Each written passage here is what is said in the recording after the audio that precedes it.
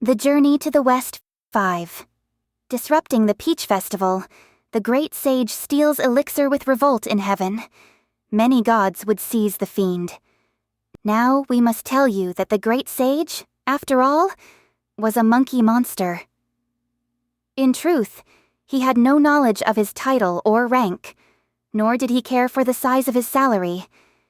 He did nothing but place his name on the register. At his official residence, he was cared for night and day by the attending officials of the two departments. His sole concern was to eat 3 meals a day and to sleep soundly at night. Having neither duties nor worries, he was free and content to tour the mansions and meet friends, to make new acquaintances and form new alliances at his leisure. When he met the 3 pure ones, he addressed them as "Your Reverence." And when he ran into the 4 Thirks, he would say, "Your Majesty." As for the 9 luminaries, the generals of the 5 quarters, the 28 constellations, the 4 Devarajas, the 12 horary branches, the 5 elders of the 5 regions, the star spirits of the entire heaven, and the numerous gods of the Milky Way, he called them all brother and treated them in a fraternal manner. Today, he toured the east, and tomorrow he wandered west. Going and coming on the clouds, he had no specific itinerary. Early one morning, when the Jade Emperor was holding court, the Taoist immortal Su Jingyang stepped from the ranks and went forward to memorialize, kowtowing. The great sage, equal to heaven, has no duties at present, and merely dawdles away his time. He has become quite chummy with the various stars and constellations of heaven, calling them his friends regardless of whether they are his superiors or subordinates, and I fear that his idleness may lead to roguery. It would be better to give him some assignment, so that he will not grow mischievous.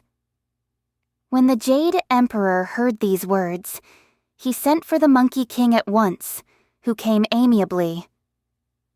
"Your Majesty," he said, "what promotion or reward did you have in mind for Old Monkey when you called him?"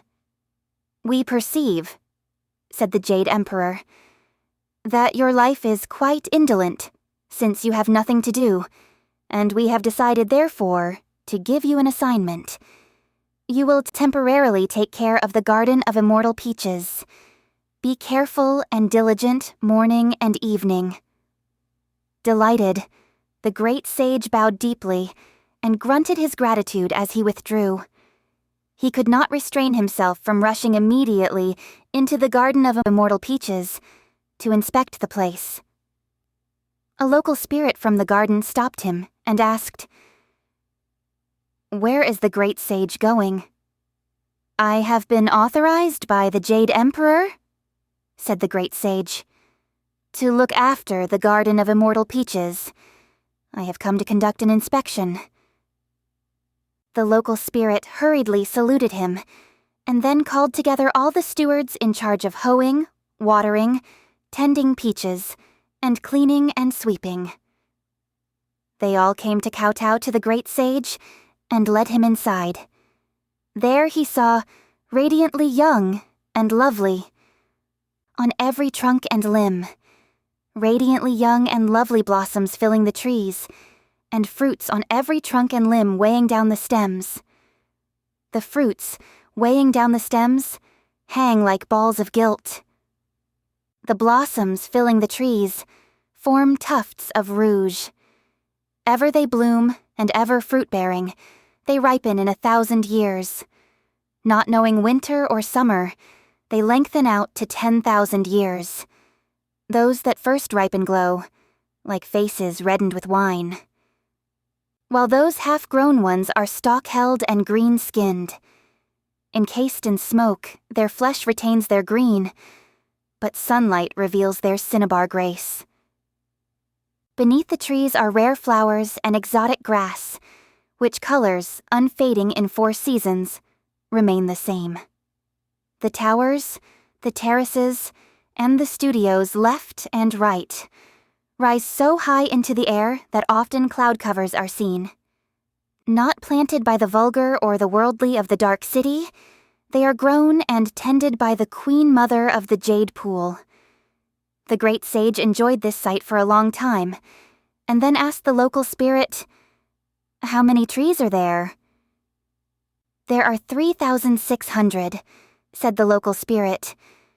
"In the front are 1,200 trees with little flowers and small fruits. These ripen once every 3,000 years, and after one taste of them, a man will become an immortal, enlightened in the way, with healthy limbs and a lightweight body. In the middle are 1,200 trees of layered flowers and sweet fruits. They ripen once every 6,000 years. If a man eats them, he will ascend to heaven with the mist, and never grow old. At the back are 1,200 trees, with fruits of purple veins and pale yellow pits. These ripen once every 9,000 years, and, if eaten, will make a man's age equal to that of heaven and earth, the sun and the moon." Highly pleased by these words, the great sage that very day made thorough inspection of the trees, and a listing of the arbors and pavilions before returning to his residence. From then on, he would go there to enjoy the scenery once every 3 or 4 days. He no longer consorted with his friends, nor did he take any more trips. One day he saw that more than half of the peaches on the branches of the older trees had ripened, and he wanted very much to eat one and sample its novel taste. Closely followed, however, by the local spirit of the garden, the stewards, and the divine attendants of the equal to heaven residence, he found it inconvenient to do so. He therefore devised a plan on the spur of the moment and said to them, "Why don't you all wait for me outside and let me rest a while in this arbor?" The various immortals withdrew accordingly. That Monkey King then took off his cap and robe and climbed up onto a big tree. He selected the large peaches that were thoroughly ripened, and, plucking many of them, ate to his heart's content right on the branches. Only after he had his fill did he jump down from the tree. Pinning back his cap and donning his robe, he called for his train of followers to return to the residence. After 2 or 3 days, he used the same device to steal peaches to gratify himself once again. One day, the Lady Queen Mother decided to open wide her treasure chamber and to give a banquet for the grand festival of immortal peaches, which was to be held in the palace of the Jasper Pool. She ordered the various immortal maidens, red gown, blue gown, white gown, black gown, purple gown, yellow gown, and green gown, to go with their flower baskets to the garden of immortal peaches and pick the fruits for the festival. The 7 maidens went to the gate of the garden and found it guarded by the local spirit, the stewards, and the ministers from the 2 departments of the equal to heaven residence. The girls approached them, saying, "We have been ordered by the Queen Mother to pick some peaches for our banquet." "Divine maidens," said the local spirit. "Please wait a moment. This year is not quite the same as last year.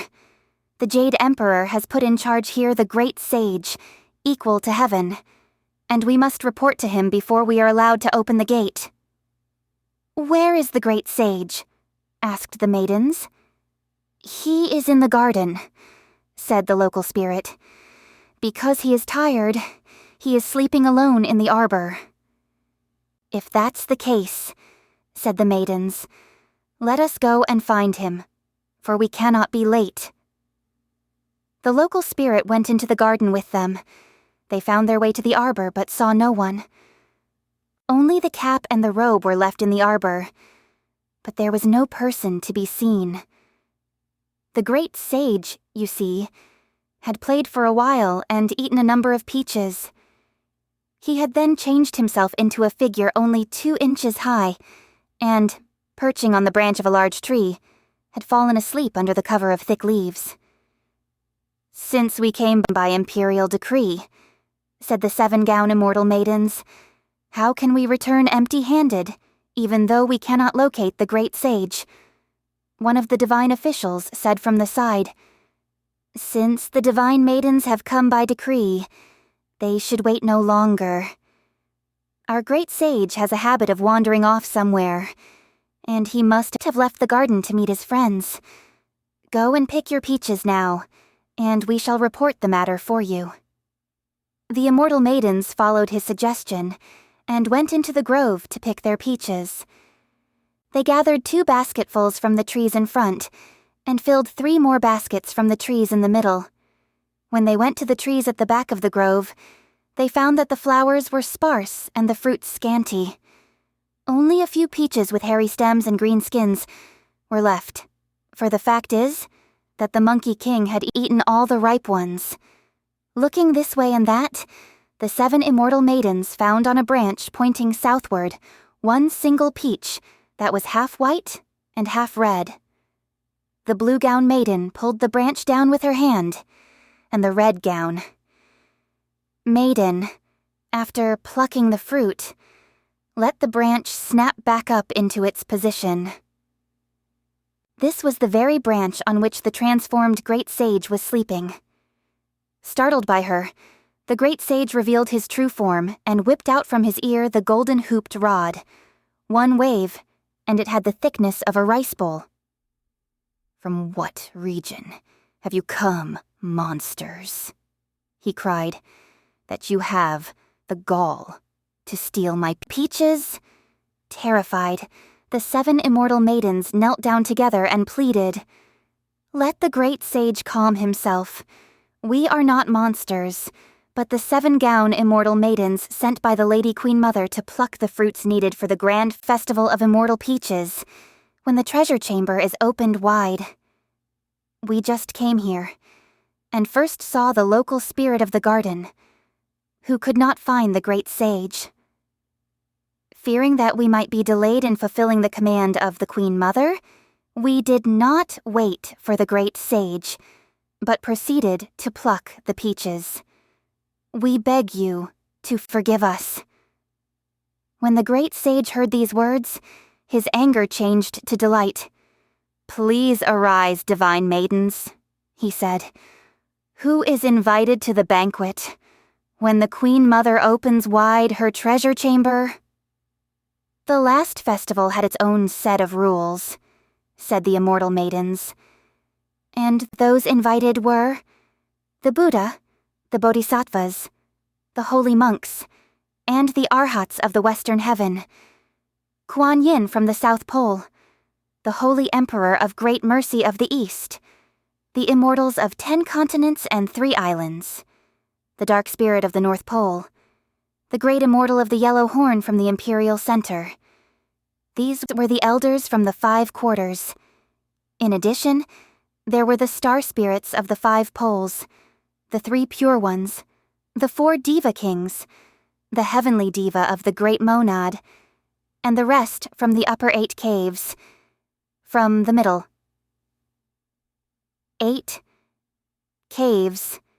There were the Jade Emperor, the 9 heroes, the immortals of the seas and mountains, and from the lower 8 caves, there were the Pope of Darkness and the terrestrial immortals, the gods and divas, both great and small, of every palace and mansion, will be attending this happy festival of the immortal peaches.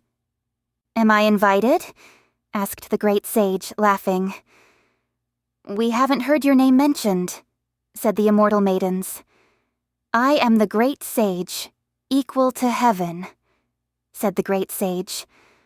"Why shouldn't I, old monkey, be made an honored guest at the party?" "Well, we told you the rule for the last festival," said the immortal maidens. "But we do not know what will happen this time." "You are right," said the great sage, "and I don't blame you. You all just stand here and let old monkey go and do a little detection to find out whether he's invited or not. Dear great sage." He made a magic sign and recited a spell, saying to the various immortal maidens, "Stay, stay, stay." This was the magic of immobilization, the effect of which was that the 7-gown immortal maidens all stood wide-eyed and transfixed beneath the peach trees.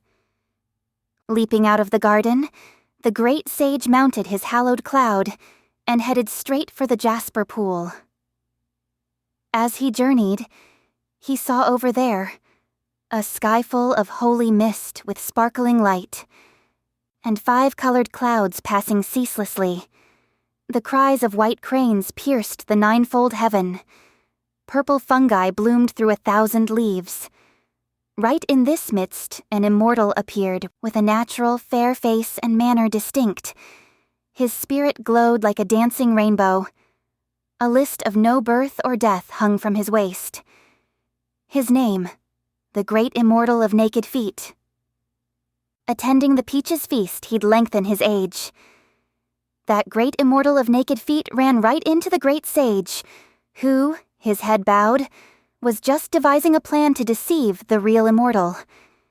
Since he wanted to go in secret to the festival, he asked, "Where is the venerable wisdom going?" The great immortal said, "On the kind invitation of the Queen Mother, I am going to the happy festival of immortal peaches. The venerable wisdom has not yet learned of what I'm about to say," said the great sage. "Because of the speed of my cloud somersault, the Jade Emperor has sent Old Monkey out to all 5 thoroughfares to invite people to go first to the Hall of Perfect Light for a rehearsal of ceremonies before attending the banquet." Being a sincere and honest man, the great immortal took the lie for the truth, though he protested. "In years past, we rehearsed right at the Jasper Pool and expressed our gratitude there. Why do we have to go to the Hall of Perfect Light for rehearsal this time before attending the banquet?" Nonetheless, he had no choice but to change the direction of his hallowed cloud and go straight to the hall. Treading the cloud, the great sage recited a spell, and with one shake of his body, changed into the form of the great immortal of naked feet. It did not take him very long before he reached the treasure chamber. He stopped his cloud and walked softly inside. There he found swirling waves of ambrosial fragrance, dense layers of holy mist, a jade terrace decked with ornaments, a chamber full of the life force, ethereal shapes of the phoenix soaring and the Argus rising, and undulant forms of gold blossoms with stems of jade. Set upon, there were the screen of 9 phoenixes in twilight, the beacon mound of 8 treasures and purple mist, a table inlaid with 5-color gold, and a green jade pot of 1,000 flowers. On the tables were dragon livers and phoenix marrow, bear paws and the lips of apes. Most tempting was every one of the 100 delicacies, and most succulent the hue of every kind of fruit and food. Everything was laid out in an orderly fashion, but no deity had yet arrived for the feast. Our great sage could not make an end of staring at the scene when he suddenly felt the overpowering aroma of wine. Turning his head, he saw in the long corridor to the right several wine-making divine officials and grain-mashing stewards. They were giving directions to the few Taoists charged with carrying water, and the boys who took care of the fire in washing out the barrels and scrubbing the jugs. For they had already finished making the wine, rich and mellow as the juices of jade. The great sage could not prevent the saliva from dripping out of the corner of his mouth, and he wanted to have a taste at once, except that the people were all standing there. He therefore resorted to magic. Plucking a few hairs, he threw them into his mouth and chewed them to pieces before spitting them out. He recited a spell and cried, "Change!" they changed into many sleep-inducing insects, which landed on the people's faces. Look at them. How their hands grow weak, their heads droop, and their eyelids sink down. They dropped their activities, and all fell sound asleep. The great sage then took some of the rare delicacies and choicest dainties and ran into the corridor. Standing beside the jars and leaning on the barrels, he abandoned himself to drinking. After feasting for a long time, he became thoroughly drunk. But he turned this over in his mind. Bad. Bad. In a little while, when the invited guests arrive, won't they be indignant with me? What will happen to me once I'm caught? I'd better go back home now and sleep it off. Dear great sage. Reeling from side to side, he stumbled along solely on the strength of wine, and in a moment, he lost his way. It was not the Equal to Heaven residence that he went to, but the Tushita Palace. The moment he saw it, he realized his mistake. The Tushita Palace is at the uppermost of the 33 heavens, he said. The griefless heaven, which is the home of the Most High Lyozi. How did I get here? No matter. I've always wanted to see this old man, but have never found the opportunity. Now that it's on my way, I might as well pay him a visit. He straightened out his attire and pushed his way in, but Lyozi was nowhere to be seen. In fact, there was not a trace of anyone. The fact of the matter was that Lyozi, accompanied by the aged Buddha Dipamkara, was giving a lecture on the tall, 3-storied red mound elixir platform. The various divine youths, commanders, and officials were all attending the lecture, standing on both sides of the platform. Searching around, our great sage went all the way to the alchemical room. He found no one, but saw fire burning in an oven beside the hearth. And around the oven were 5 gourds in which finished elixir was stored. This thing is the greatest treasure of immortals, said the great sage happily. Since Old Monkey has understood the way and comprehended the mystery of the internal's identity with the external, I have also wanted to produce some golden elixir on my own to benefit people. While I have been too busy at other times even to think about going home to enjoy myself, good fortune has met me at the door today and presented me with this. As long as Lousy is not around, I'll take a few tablets and try the taste of something new. He poured out the contents of all the gourds and ate them like fried beans. In a moment, the effect of the elixir had dispelled that of the wine, and he again thought to himself, Bad, bad. I have brought on myself calamity greater than heaven. If the Jade Emperor has knowledge of this, it'll be difficult to preserve my life. Go! Go! Go! I'll go back to the region below to be a king. He ran out of the Tushita Palace and, avoiding the former way, left by the West Heaven Gate, making himself invisible by the magic of body concealment. Lowering the direction of his cloud, he returned to the Flower Fruit Mountain. There he was, greeted by flashing banners and shining spears. For the 4 mighty commanders and the monster kings of 72 caves were engaging in a military exercise. Little ones, the great sage called out loudly, I have returned! The monsters dropped their weapons and knelt down, saying, Great sage, what laxity of mind! You left us for so long, and did not even once visit us to see how we were doing. It's not that long, said the great sage. It's not that long. They walked as they talked, and went deep inside the cave dwelling. After sweeping the place clean and preparing a place for him to rest, and after kowtowing and doing homage, the 4 mighty commanders said, The great sage has been living for over a century in heaven. May we ask what appointment he actually received? I recall that it's been but half a year, said the great sage, laughing. How can you talk of a century? 1 day in heaven, said the commanders, is equal to 1 year on earth. The great sage said, I am glad to say that the Jade Emperor this time was more favorably disposed toward me, and he did indeed appoint me great sage, equal to heaven. An official residence was built for me, and 2 departments, peace and quiet and serene spirit, were established, with bodyguards and attendants in each department. Later, when it was found that I carried no responsibility, I was asked to take care of the Garden of Immortal Peaches. Recently, the Lady Queen, Mother, gave the Grand Festival of Immortal Peaches, but she did not invite me. Without waiting for her invitation, I went first to the Jasper Pool and secretly consumed the food and wine.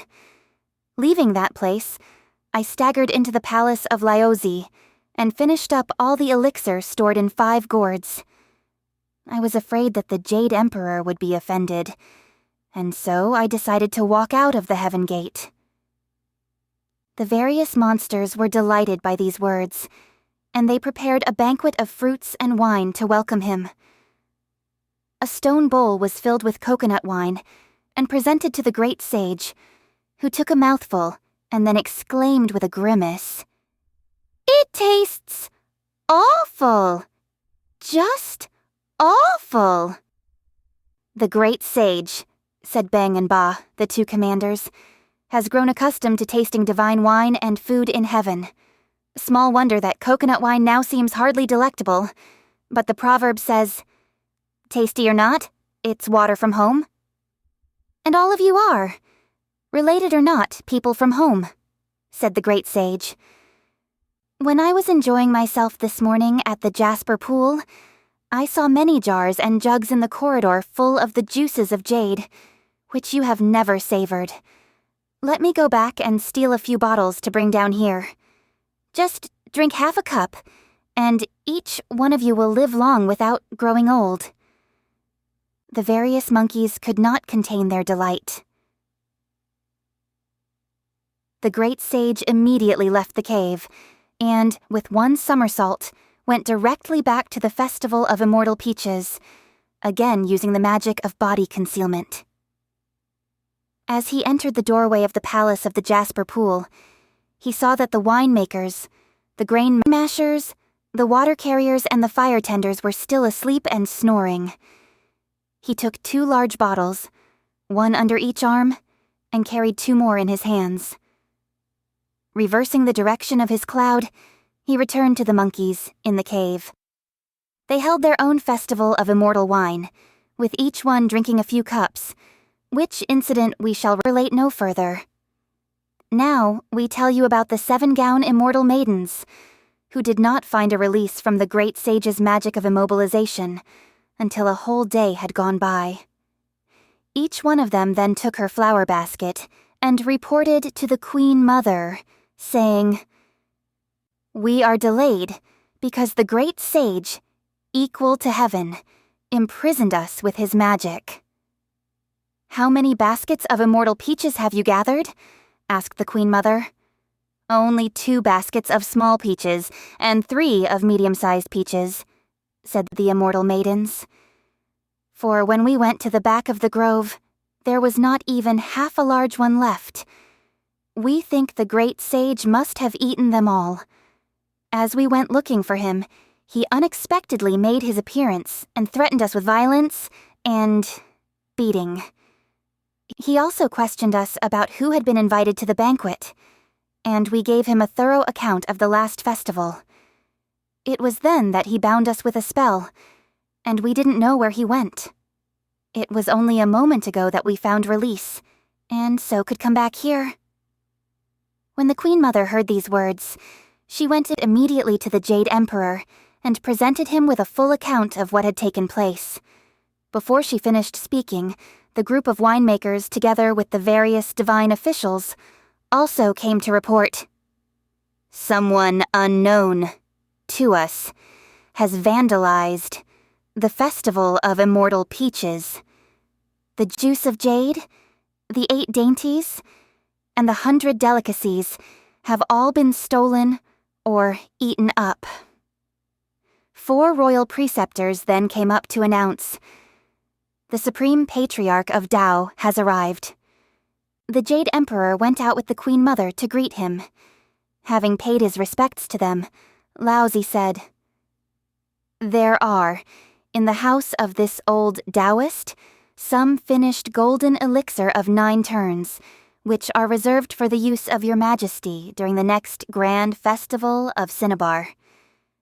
Strange to say, they have been stolen by some thief, and I have come specifically to make this known to your majesty." This report stunned the Jade Emperor. Presently, the officials from the Equal to Heaven residence came to announce, kowtowing, "The Great Sage. Sun has not been discharging his duties of late. He went out yesterday and still has not yet returned. Moreover, we do not know where he went." These words gave the Jade Emperor added anxiety.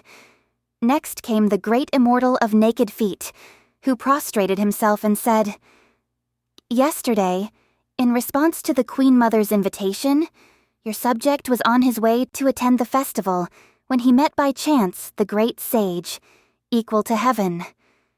The sage said to your subject that your majesty had ordered him to send your subject first to the Hall of Perfect Light for a rehearsal of ceremonies before attending the banquet.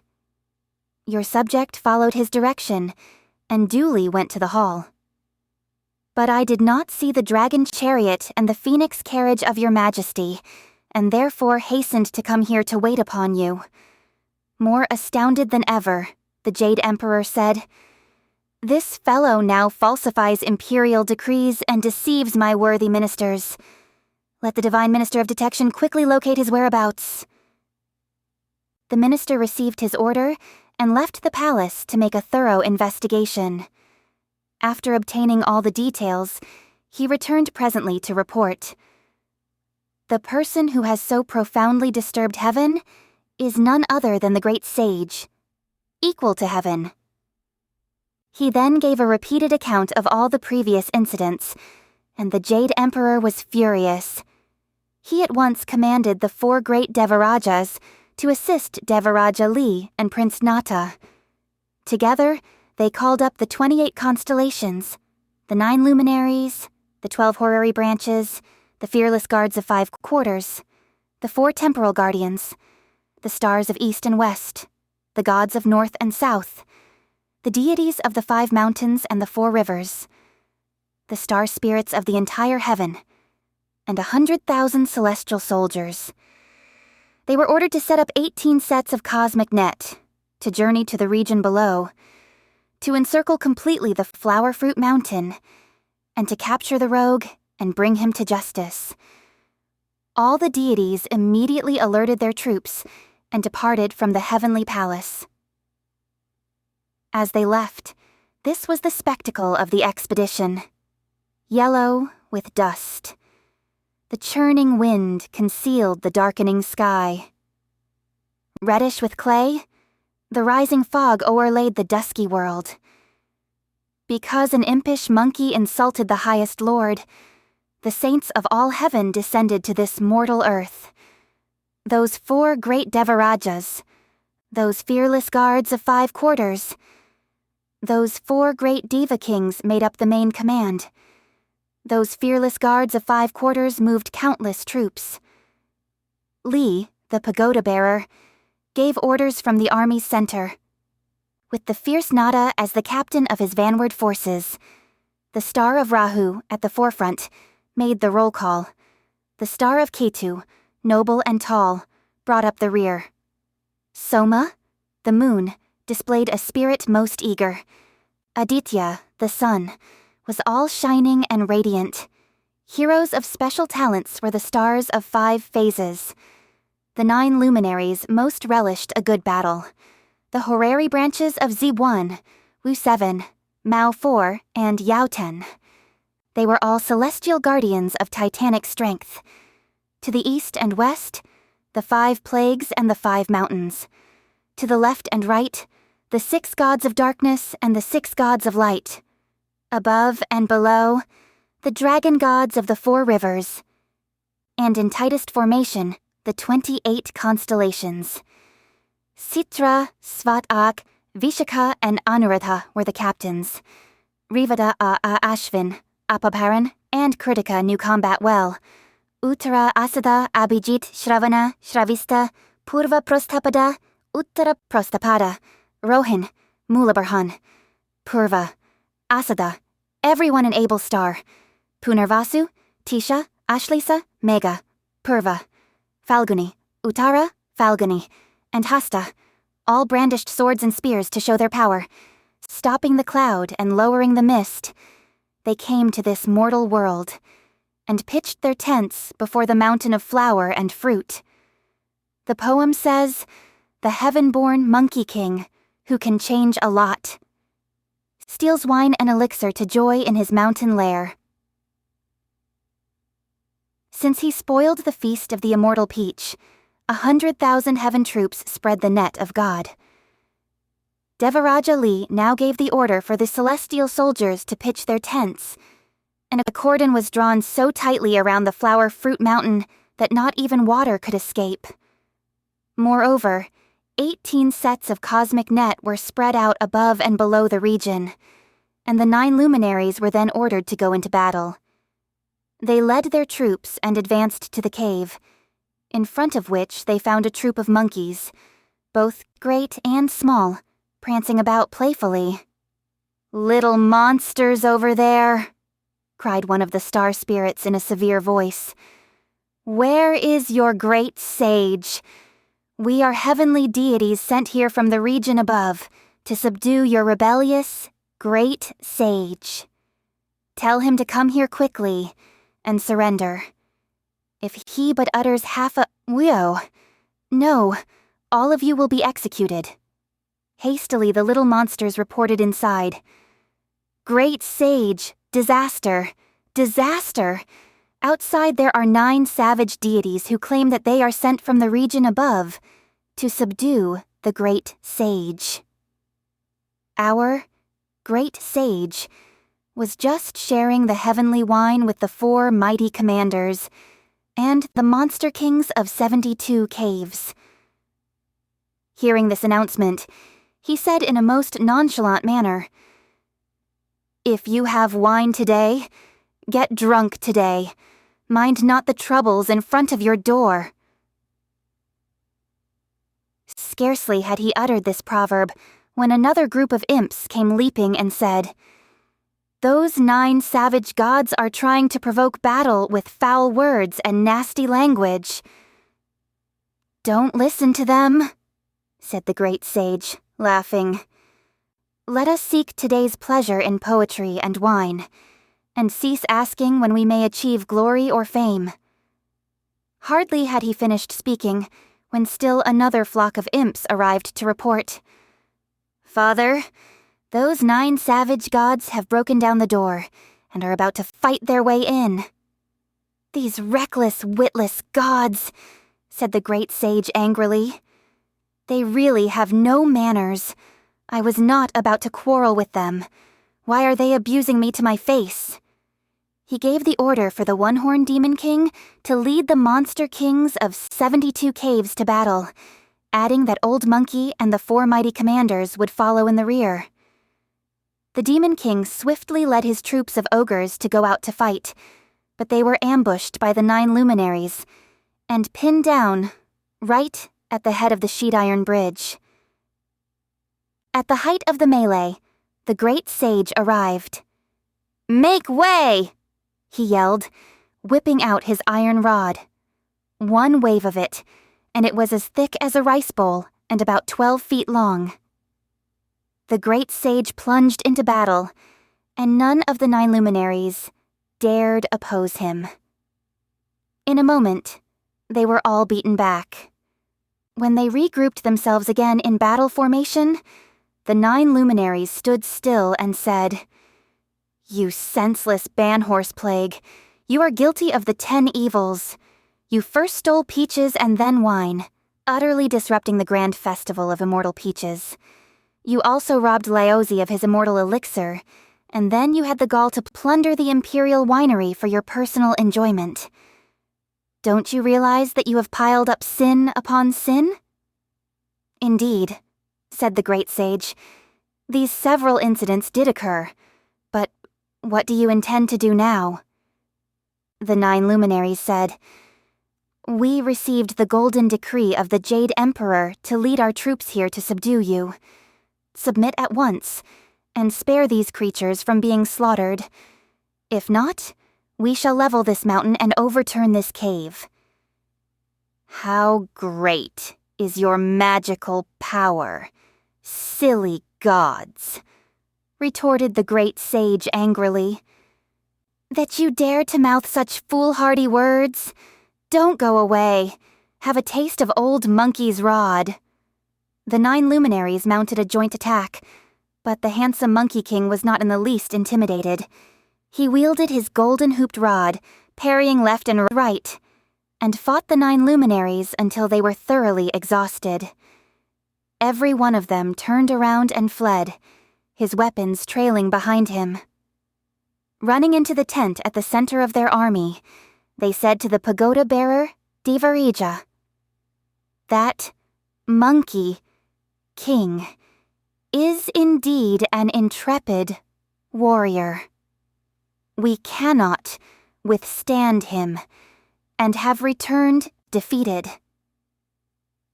Devarajali then ordered the 4 great Devarajas and the 28 constellations to go out together to do battle.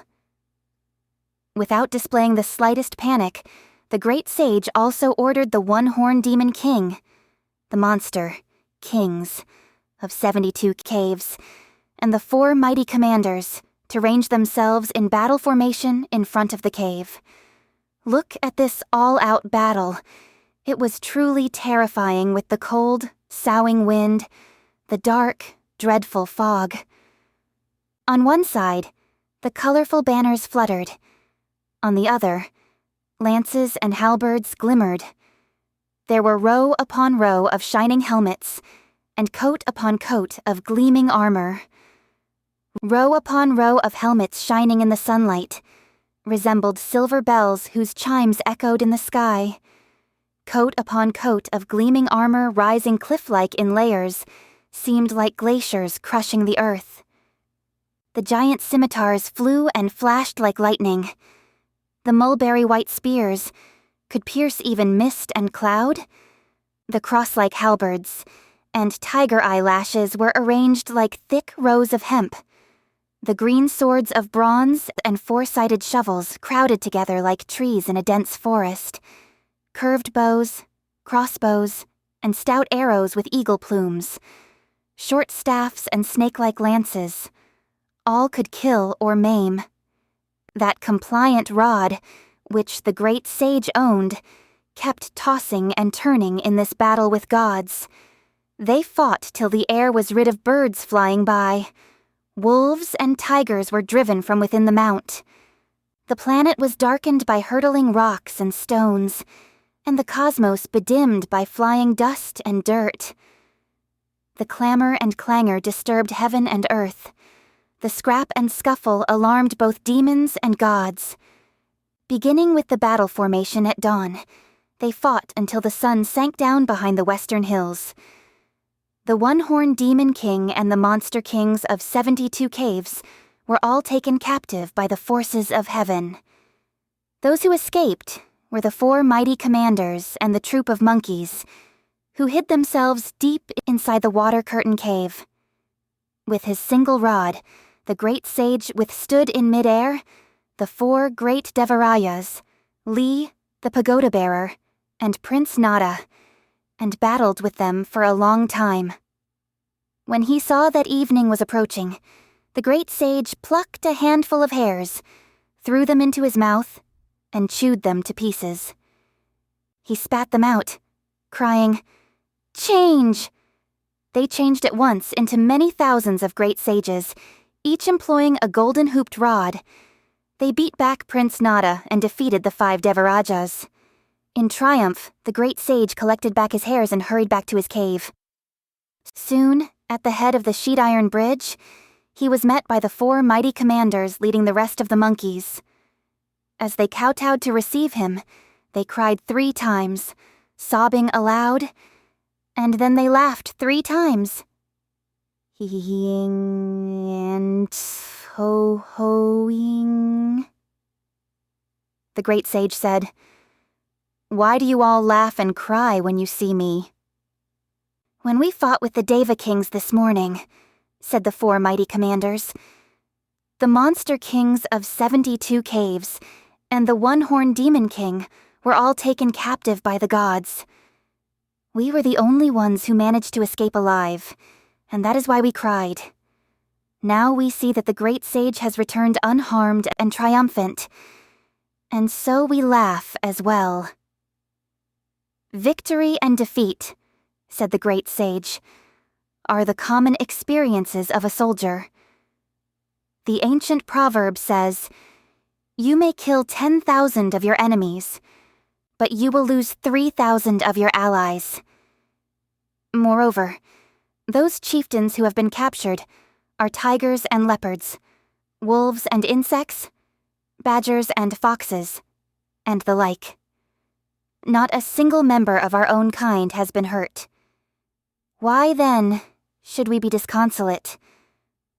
Although our adversaries have been beaten back by my magic of body division, they are still encamped at the foot of our mountain. Let us be most vigilant, therefore, in our defense.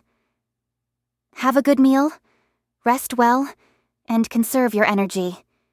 When morning comes, watch me perform a great magic and capture some of these generals from heaven, so that our comrades may be avenged."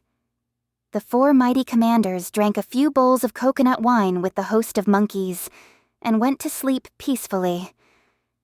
We shall speak no more of them. When those 4 Devarajas retired their troops and stopped their fighting, each one of the heavenly commanders came to report his accomplishment. There were those who had captured lions and elephants, and those who had apprehended wolves, crawling creatures, and foxes. Not a single monkey monster, however, had been seized. Kanio was Dani Asis. Then secured, a great tent was pitched, and those commanders with meritorious services were rewarded. The soldiers in charge of the cosmic nets were ordered to carry bells and were given passwords. They encircled the flower fruit mountain to await the great battle of the next day, and each soldier, everywhere, diligently kept his watch. So this is the situation. The fiendish monkey riots through heaven and earth, but the net spreads open, ready night and day. We do not know what took place after the next morning. Let's listen to the explanation in the next chapter.